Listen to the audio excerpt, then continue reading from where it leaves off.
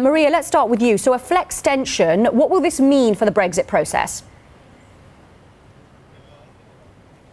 Good morning, Naira. Well, European ambassadors are going to meet at 10 a.m. today to figure out what they do next. The new proposal will see the EU in principle agree to a 3-month extension. That is exactly what the UK had asked for. And they will also say you get an option to leave early if you manage to get this deal through the UK Parliament. It is interesting, however, that this proposal also includes a set of conditions, which essentially will see the EU ask the UK to not open up the agreement, to not open up the Brexit deal, and they'll also say it needs to act in good faith for as long as it remains a member state of the EU. But I have to say, just to make it very clear, this is a proposal. It doesn't mean the EU 27 will agree on it today. We could be in a situation such as the one where we ended up on Friday, in which the French government, which is taking a very hard line on this, says that they are not able to agree to a 3-month extension. They want to keep the pressure with a much shorter deadline, and that is what Emmanuel Macron is pushing for. He believes time is not going to fix this issue, and he also wants to see real justification. If you get extra time, what exactly is the UK planning on doing with it?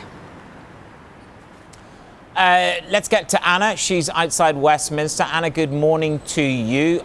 Being held hostage by one of the oldest parliaments in the world, that's apparently how Boris Johnson feels. What can we expect today?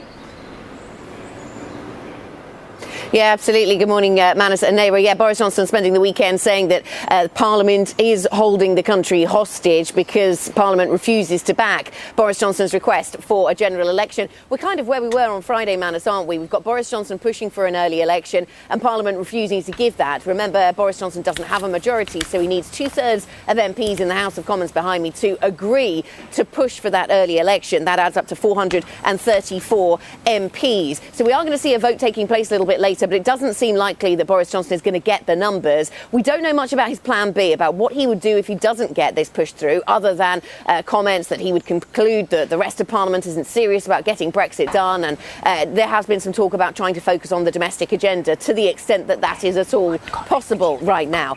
We do know a little bit more after the weekend about what Jeremy Corbyn would need, the leader of the opposition, to back an early election, a call for a general election. And the bar does seem to be getting higher and higher. It's not just that he wants the EU to extend until January 31st. That's not enough. In terms of taking no deal off the table. We heard from one of his top team, Diane Abbott, at the weekend, and she was suggesting that Boris Johnson might need to come to the House of Commons and say, look, I absolutely don't want to do no deal. But that doesn't seem to fit with the way that the government has behaved or its strategy over recent months, so it doesn't seem likely. So in essence, we seem to be where we were on Friday, Boris Johnson pushing for an early election and the rest of the House refusing to give it. We'll see what happens in the vote later.